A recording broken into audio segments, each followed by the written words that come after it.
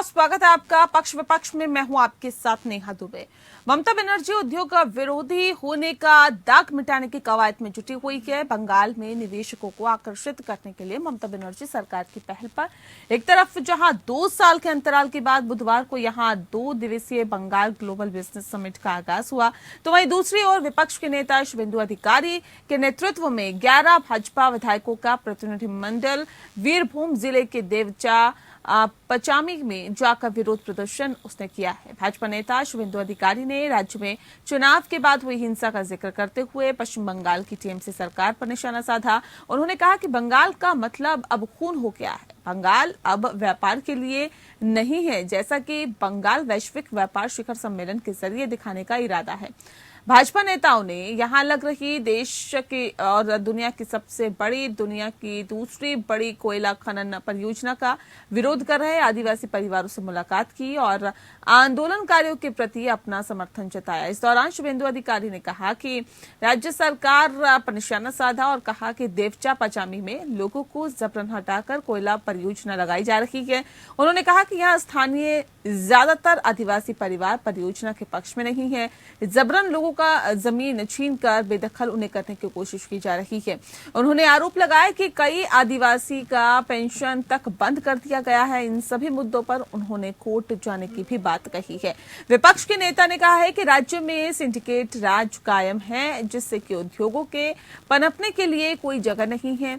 उन्होंने कहा कि बंगाल में उद्योग नहीं हो सकते हैं, लैंड पॉलिसी खराब है, यहाँ सिंडिकेट राज है और ममता सरकार द्वारा ग्लोबल बिजनेस समिट के आयोजन पर कटाक्ष करते हुए शुभेंदु ने कहा कि इस राज्य में सिर्फ पकौड़ा उद्योग लगेगा। शुभेंदु ने दावा किया कि ममता बनर्जी के पिछले 11 वर्षों के शासन में बंगाल में पकौड़े को छोड़कर अब तक उद्योग भी नहीं लगा है।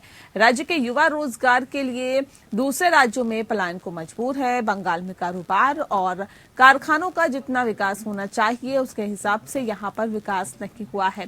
हालांकि संसाधनों की यहाँ कोई कमी नहीं है, परंतु व्यवसाय ढांचा और बुनियादी सुविधाओं के प्रति सरकारी तंत्र की नीरसता ने ही ये बदहाल स्थिति उत्पन्न करती है। बंगाल वही राज्य है जिसने 2008 में सिंगूर में टाटा समूह के नैनो कारखाने को लगाने से इनकार कर दिया था। सिंगूर तो विरोध की सूत्रधार ममता बनर्जी अब करीब 11 साल से राज्य की मुख्यमंत्री हैं। तृणमूल कांग्रेस की मुखिया की छवि और उनकी राजनीति को जन समर्थक कहना यकीनन सही है, लेकिन यही तो कई वर्षों तक उद्योग विरोध का भी पर्याय हुआ करता था। अब ममता का ये दाग धोने में कितना वक्त लगेगा, या फिर ममता ये दाग धोने में लगी हुई क्या और क्या ये धुल पाएगा, ये भी एक बड़ा सवाल है, क्योंकि ये तो बीजेपी को बिल्कुल भी पच नहीं रहा।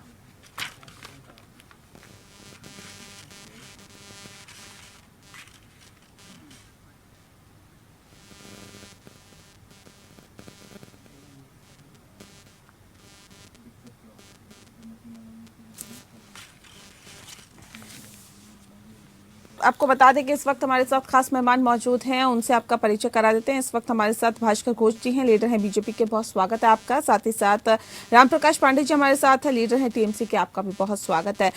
इस खास कार्यक्रम की शुरुआत रामप्रकाश पांडे जी आपके साथ ही करना चाहेंगे। पांडे जी, अब सवाल इस बात को लेकर है, ममता बनर्जी ने जिस तरह से उद्योग नीति में बदलाव किया है, इस बदलाव को आप कैसे देखते हैं? क्या ये पश्चिम बंगाल के लिए सकारात्मक पहल है और सकारात्मक नतीजे लेकर आएगा? जी, ये पश्चिम बंगाल के लिए सकारात्मक पहल है और एक बहुत बड़ा रोजगार का जगह यहाँ पर आएगा। और ममता बनर्जी के अंतिम प्रयास के बाद बिजनेसमैन सब आए हैं और इस तरह से बिजनेसमैनों ने देखा है कि पश्चिम बंगाल में बिजनेस करने की बहुत जगह है और यहाँ बिजनेस करके अच्छी सुविधा की जा सकती है। और बंगाल की मुख्यमंत्री ममता बनर्जी ने कई सालों से ये प्रयास कर रही थी, आज अंततः उस प्रयास का फल मिल रहा है और इस तरह से बिजनेस बंगाल में चालू है। ठीक है, लेकिन लगातार विपक्ष आपको लेकर घेरता रहा इस पूरे विषय पर और ये कहता रहा कि देखिए बंगाल में लोगों को रोजगार नहीं मिल रहा है, युवा बेरोजगार है, उद्योग नहीं लग रहे। और अब जब उद्योग लग रहे हैं या फिर समिट की जा रही है, उस पर भी जो बीजेपी है वो सवाल उठा रही है। देखिए विपक्ष है, उनका तो काम ही है किसी ना किसी चीजों में उल्टा पुल्टा बोलना और दंगा बोलना। अभी उनके ही जो भूतपूर्व सभापति थे दिलीप घोष जी, उन्होंने कहा कि अभी जो सभापति है वो मैच्योर नहीं है। ये बंगाल न्यूज में, आज की न्यूज में है, वो मैच्योर नहीं है। अभी तक वो नहीं जानते हैं कि बंगाल की परिस्थिति क्या है, और बंगाल में वो नए नए अभी प्रेसिडेंट के पद में आए हैं, उन्हें ज्ञान नहीं है इसके बारे में। तो उनमें तो अपने आप में विरोधिता है, वो हमारे बारे में क्या बोलेंगे? ठीक है, उन्हें खुद ज्ञान नहीं है अपने में। ठीक है भास्कर जी, शुभेंदु अधिकारी ने राज्य में चुनाव की बात हुई हिंसा का जिक्र करते हुए पश्चिम बंगाल की टीएमसी सरकार पर निशाना साधा। उन्होंने कहा कि बंगाल का मतलब अब खून हो गया है, बंगाल अब व्यापार के लिए नहीं खून के लिए जाना जाता है। जैसा कि बंगाल वैश्विक व्यापार शिखर सम्मेलन के जरिए दिखाना का इरादा कर रहा है, ऐसा बंगाल नहीं बचा है। ये क्या बताने की कोशिश अब शुभेंदु अधिकारी की तरफ से की जा रही है? अगर ममता बनर्जी अपनी व्यापार नीति में बदलाव कर रही है या फिर जो तमाम और इन्वेस्टर्स को वो बंगाल की तरफ आकर्षित कर रही हैं, तो फिर इसमें दिक्कत क्या है? नहीं करती हैं तब भी आप सवाल उठाते हैं, अब कर रही हैं तो वो भी आपको नहीं पच रहा है। नेहा जी, ये जो खेला हॉबेर को खेल चला रहे हैं ना इन लोग, ये 10 साल से यही चल रहा है। 2 दिन का पार्टी का फीस्ट होता है, खाना दाना और बड़े बड़े भाषण दिया जाता है। उसके बाद मऊ और मुआ, memorandum of understanding, memorandum of agreement, ये सब साइन करके लोगों को बुद्धू बनाया जाता है। मैं आपको आंकड़न देता हूँ। आज शुभेंदु अधिकारी ने जो बोला, मैं उसको थोड़ा विस्तारित तरीके से बोल रहा हूँ। एक देउचा पश्चिमी इतनी बड़ी एक सेकेंड लार्जेस्ट कोयला का रिजर्व है, वहां पे तेरसा सोरेन को 13 लाख रुपया पर बीघा दे दिया है। दे करके इनकी सरकार ढिढोरा पीट रही है, और 13 लाख रुपया में इस आसपास का जगह में सिर्फ 5 काठा 50 डेसिमल ही आप खरीद सकते हैं। ये इनका पैकेज का खूबसूरती देखिए।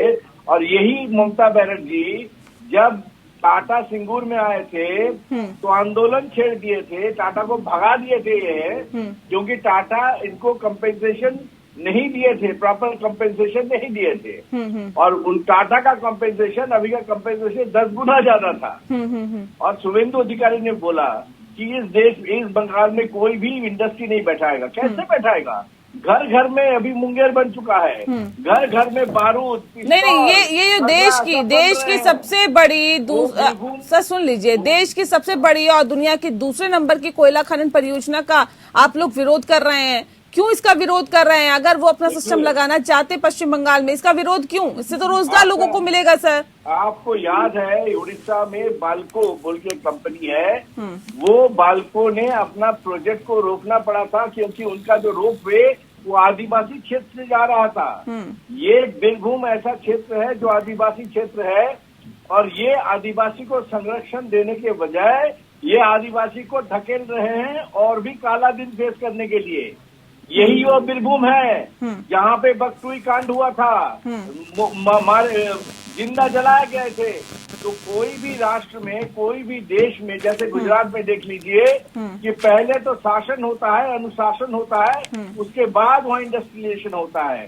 तो जिस स्टेट में खुलेआम, कलकत्ता में गैंगवार होता है, खुलेआम गोली चलती है, शहर में गोली चलती है, और गांव में जिंदा जलाया जाता है। ठीक है, ऐसे ही इंडस्ट्री लगेगी क्या पांडे जी? इंडस्ट्रीज ऐसे ही, एक सेकंड रुक जाइए सर, रुक जाइए भास्कर जी, ऐसी इंडस्ट्री लगेगी क्या सर? पांडे जी, गैंगवारों से कहीं बंगाल में कम गैंगवार होते हैं, उत्तर प्रदेश में एक गैंगवार। नहीं, ये कम और ज्यादा वाला क्या सीन है सर? ये क्या कंपैरिजन कर रहे हैं? कम गैंगवार होते हैं, ज्यादा गैंगवार होते हैं? वो जो कंपैरिजन कर रहे हैं कि बंगाल में दिखा रहे हैं, तो नहीं, इस तरह के मामले सामने आना कि कम और ज्यादा क्या साबित करने की कोशिश कर रहे हैं सर? और दूसरी बात देखिए, इसको मुद्दे से मत भड़कने दीजिए प्लीज। वो सरासरी गलत बोल रहे हैं, और उन्हें तो अक्षर में डर है कि बंगाल। सुनिए पांडे जी, पांडे जी, एक सेकंड, भास्कर जी प्लीज। चलता हुआ बिजनेस नहीं आता, इंडस्ट्री नहीं उन्हें आता। पहले तो रोक लीजिए, और बोलने दीजिए। ठीक है भास्कर जी, 10,000 एकड़ जमीन दिया जिंदल को स्टील प्लांट बनाने के लिए, कहाँ से स्टील, ठीक है, कहाँ पूछने का दीजिए प्लांट? सर, सवाल पूछते हैं ना उनसे, रुक जाइए, धैर्य के साथ सुनिए तो सही। पांडे जी, शुभेंदु अधिकारी कह रहे हैं कि राज्य सरकार जो है अपनी मनमानी कर रही है।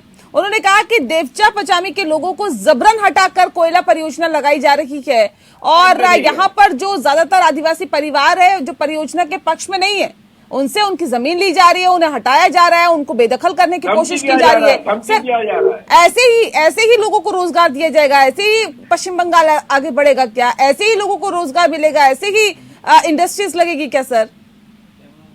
देखिए, वो बोल रहे देवचा जो सब उनको जो जबरन हटाया जा रहा है, उसका उनके पास शुभेंदु अधिकारी बोलेंगे तब मान लिया जाएगा क्या? हमें तो वहां के प्रतिनिधि को ही बोले, वो प्रतिनिधि थे, उससे पहले आग लगाने चले गए, क्योंकि उन्हें डर है कि बंगाल अगर उन्नति कर लिया तो 24 में उनका तख्ता डल रहा है।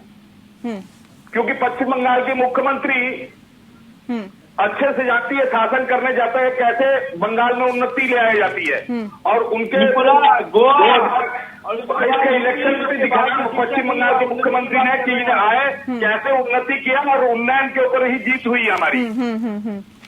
नहीं, अभी तक बेहतम से बेहतम नेतृत्व है, किंतु इनके बरगलाने से बंगाल में बरगला नहीं पाए, क्योंकि बंगाल में ममता बनर्जी ने काम किया था, उन्नति किया था, और उस उन्नति पर ही जीत आई। ये अपनी 300 पार की नारा लगाते रहे पश्चिम बंगाल में, और मुंह काला करके पश्चिम बंगाल से गए। इनके जितने भी नेतृत्व थे आए थे, आज इन्हें और डर सता रहा है कि अगर पश्चिम बंगाल में बिजनेस समिट के बाद व्यवसाय अगर आगे व्यवसायी व्यवसाय करने न पड़े तो इनका सत्ता हिलने 24 में हिल रहा है। ऐसे नहीं हो रहा है। और आप बताइए, ये लास्ट 10 साल में आपने कौन सा इंडस्ट्री लगा लिया पश्चिम बंगाल? एक इंडस्ट्री, हेवी इंडस्ट्री का नाम बताइए, एक हेवी इंडस्ट्री का नाम बताइए। आप ये देखा कि आपने 11 सालों में जूट मिल बंद हो चुका है, कागज मिल, पेपर मिल बंद हो चुका है, मीडियम इंडस्ट्री बंद हो चुका है, दुर्गापुर जाके देखिए, अलॉय स्टील प्लांट बंद हो चुका है, सब कोई बंद हो चुका है। नहीं। आप एक बताइए, 10 साल में आपने उद्योग लगाया या नहीं लगाया सर, वो तो जनता देख रही है। लेकिन पांडे जी, एक बहुत महत्वपूर्ण सवाल इस बात को लेकर भी है। आप लोग लगातार ये कहते रहे कि देखिए जी, अडानी अंबानी जो हैं वो प्रधानमंत्री नरेंद्र मोदी के संरक्षण में फल फूल रहे हैं, इन्हीं को फायदा पहुंचाने के लिए जो प्रधानमंत्री नरेंद्र मोदी ये तमाम नीतियां लाते हैं। कृषि कानून का आप लोगों ने इतना विरोध किया, पुरजोर विरोध किया, उसको भी वापस लेना पड़ा। लेकिन हाल ही में जो खबर सामने आई है वो ये है कि पश्चिम बंगाल में 10,000 करोड़ के निवेश करेंगे अडानी समूह। सही से अब आप कैसे देखते हैं? अभी भी ये कहेंगे क्या कि अडानी अंबानी प्रधानमंत्री नरेंद्र मोदी के संरक्षण में है, वही उन्हें आगे बढ़ा रहे हैं? अब तो पश्चिम बंगाल में निवेश करने जा रहे हैं सर। देखिए, बिजनेसमैन है और निवेश करने आ रहे हैं, तो अब तो नहीं अब वो बिजनेसमैन हो गए, उनके अभी तक वो भारतीय जनता पार्टी के नेता हो गए थे, इस तरह के भी आप लोग आरोप लगा रहे थे। एक मुंह से 10 बात मत बोलिए, एक मुंह से एक बात बोलिए। अगर अदानी अंबानी हमारे रहने के लिए बोल देता हूँ मैं। रखिए पांडे जी, बात रखिए अपनी। देखिए, जब अडानी के साथ उन्होंने जिस तरह से किसान कृषकों के लिए जो बिल लेके आए थे, उस पर पूरा भारतवर्ष आंदोलनमुखी था। केवल बंगाल का आंदोलनमुखी नहीं था। आपने विरोध नहीं किया था? हमने विरोध नहीं किया था। जब सारा भारतवर्ष उनके विरोधिता में न उतरा था, तो निश्चय केवल क्या बंगाल विरोधिता में क्यों नहीं रहेगा साथ में? क्योंकि उनकी जो नीतियां थी, वो नीतियां के साथ किसानों का तालमेल नहीं बना। राम प्रकाश जी, सारा भारत सिंडिकेट का विरोध में है। यहाँ पे सिंडिकेट आपके नाकों के नीचे पल रहा है। सारा भारत गुली और बोमा मुंगेर के विरोध में है। आप बंगाल को मुंगेर बनाने के लिए योजना ले ली है। सारा भारत, अरे मुझे ये तो कौन हो रहा है कि जिसके साथ दल बने मुंगेर के नाम ले रहे हैं, आज मुंगेर खैर अलग हुआ है, वो जो बिहार में इस तरह जिसके साथ कंपैरिजन करके चलते हैं।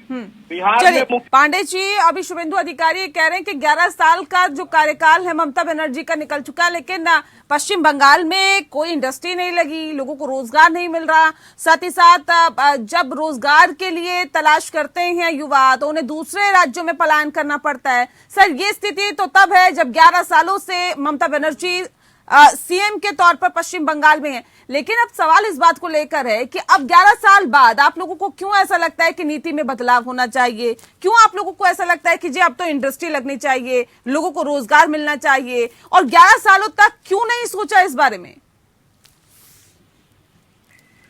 देखिए, आप जो बोल रहे हैं कि शुभेंदु अधिकारी बोल रहे हैं, मैं ये बोला कि पश्चिम बंगाल से ही बाहर आदमी काम करने, पश्चिम बंगाल में बहुत आदमी अन्य अन्य राज्य के आदमी पश्चिम बंगाल में रोजगार करने आते हैं और इसका जसवंत जगह है। आज पश्चिम बंगाल में बंगालियों से अधिक बिहार और यूपी के लोगों की जनसंख्या है। शायद मेरे मित्र जो बैठे हैं उन्हें हावड़ा में अगर चले जाएंगे तो बिहार यूपी के आदमी 70% मिलेंगे।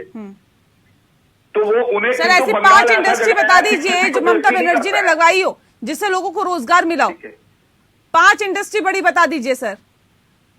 देखिए, जो इंडस्ट्री हमारे यहाँ पर जो मेन 5 इंडस्ट्री बता दीजिए सर, 5 बता दीजिए, मुझे नाम बता दीजिए। बता रहा हूँ, हाँ बताइए, सुन भी लीजिए, मैं बता रहा हूँ। बिल्कुल बताइए।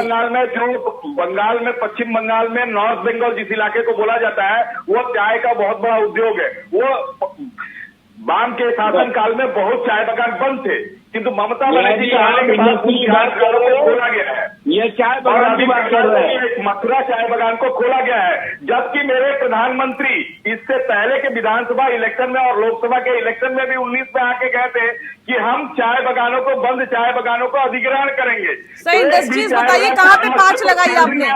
पूरे पश्चिम बंगाल में 5 इंडस्ट्री बता दीजिए जिससे लोगों को रोजगार मिला, जो युवा है वो पलायन नहीं कर रहे हो, यूपी बिहार का क्राउड आकर आपके यहाँ पर नौकरी कर रहा हो, नौकरी मांग रहा हो पश्चिम बंगाल में। आप कह रहे हैं यहाँ पर बहुत क्राउड आ रहा है वहां से। सर अगर वहां पे इंडस्ट्री आपने लगाई है तो 5 बड़ी इंडस्ट्री बता दीजिए ना सर, जनता भी हमारी समझना चाहती है, सुनना चाहती है। दुर्गापुर में जो जेएसडब्ल्यू, आपका मिर्जापुर में जो जेएसडब्ल्यू की, सालबोनी में जेएसडब्ल्यू की जो फैक्ट्री लगी हुई है वो कौन सी फैक्ट्री है? उसमें क्या हमारे रोजगार नहीं है? जेएसडब्ल्यू की सीमेंट और स्टील की फैक्ट्री लगी है, ममता बनर्जी के आने के बाद ही लगी है वो। कितने लोगों को रोजगार मिलता है? कितने लोगों को रोजगार मिलता है सर? 5 इंडस्ट्रीज नहीं बता पा रहे हैं आप कह रहे हैं कि हम तो बहुत बेहतर काम कर रहे हैं। जो यूपी बिहार का क्राउड है वो पूरा यहाँ पे आ रहा है नौकरी करने के लिए, नौकरी की तलाश में। नेहा जी, मैं जमीनी हकीकत बोल रहा हूँ, अगर नहीं है तो दुर्गापुर इलाके में यूपी बिहार के लोग कहाँ से आए? दुर्गापुर बिहार के लोग वहाँ पर रहते हैं, दुर्गापुर आ रहे हैं। दुर्गापुर में कौन सी इंडस्ट्री आपने बनाया 10 साल में? नाम बताइए कौन सी इंडस्ट्री? सर लोकसभा चुनाव में सर आपने भी 18 सीटें वहां से जीती है, बहुत वादे दावे किए थे सर, क्या किया आपने बताइए ना, आप भी अपना बता दीजिए। नेहा जी बता देता हूँ। हाँ। हमारे जो 18 सीट हमने जीता। हाँ। आज लास्ट 2 जो बजट तैयार हो रहा है, हर साल का जो बजट तैयार हो रहा है, बजट धरातल पे उतरता है क्या? वो कागजों में सिमट के रह जाता है? मैं कह रहा हूँ, मैं सुनिए, धैर्य देके सुनिए मुझे। उस बजट में हम जो प्लानिंग प्रोजेक्ट करते हैं, जैसे शिलीगुड़ी और कैलकाटा में जो कॉरिडोर, जो आपके जो फ्रेट कॉरिडोर बन रहे हैं, उसका काम रोक दिया गया, जमीन नहीं दिया गया। मेट्रो काम रोक दिया गया, जमीन नहीं दिया गया। इन्होंने जिंदल की बात कर रहे हैं, जिंदल को 10,000 एकड़ जमीन पुरुलिया में दिया था जेएसडब्ल्यू को स्टील प्लांट बनाने में, ना स्टील बना ना प्लांट बना। आज इन लोग इसलिए आज ये विश्व वाणिज्य सम्मेलन कर रहे हैं क्योंकि इनके सिंडिकेट राज नहीं चल रहा है। ये सब लोग आएंगे तो ये सिंडिकेट राज चलेंगे। इनकी बाली माफिया, इनके कोयला माफिया, इनका खनन माफिया सारा एक्टिवेट हो जाएंगे और पैसा वहां से लेना शुरू कर देंगे। ये सिंडिकेट राज को रखने के लिए अब जवाब मिल रहा था ना, जवाब चाह रहे थे आप।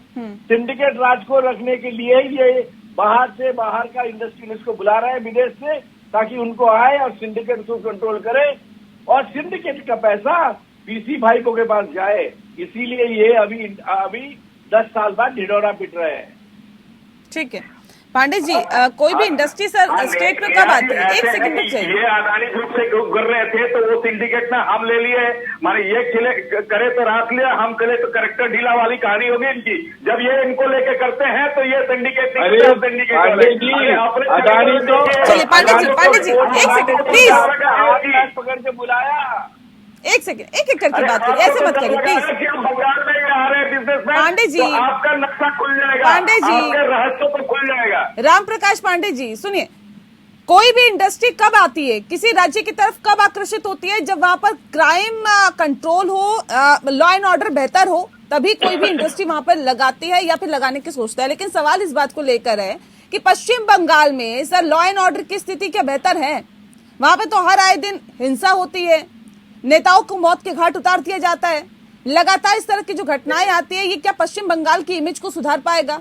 क्या और ये इंडस्ट्रीज विरोधी वहां पर शून्य लग कर रहे हैं, पाएगी? विरोधी क्या शून्य कर इंडस्ट्रीज रहे हैं। वहां पर आएंगे सर? क्या पश्चिम बंगाल के दिन बदलेंगे क्या? पश्चिम बंगाल की भूमि जो है हमेशा हिंसा के विरुद्ध रही है और पश्चिम बंगाल के हर व्यक्ति इसके विरुद्ध में है। तो पश्चिम बंगाल में सुशासन का भी है और साथ में देंगे, ममता बनर्जी के साथ जनता खड़ी है।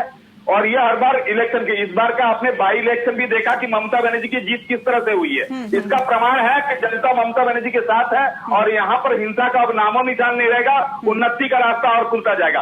और मैं बोलूंगा कि भारतीय जनता चलिए पार्टी सर, उम्मीद करते हैं आपने सही बात की कि उन्नति का रास्ता खुलेगा। उम्मीद करते हैं कि वो उन्नति युवाओं की भी होगी, पश्चिम बंगाल की आवाम की भी, जनता की भी होगी। बहुत शुक्रिया आप दोनों मेहमानों का हमारे साथ इस खास चर्चा में शामिल होने के लिए। पक्ष विपक्ष में फिलहाल इतना ही। नमस्कार।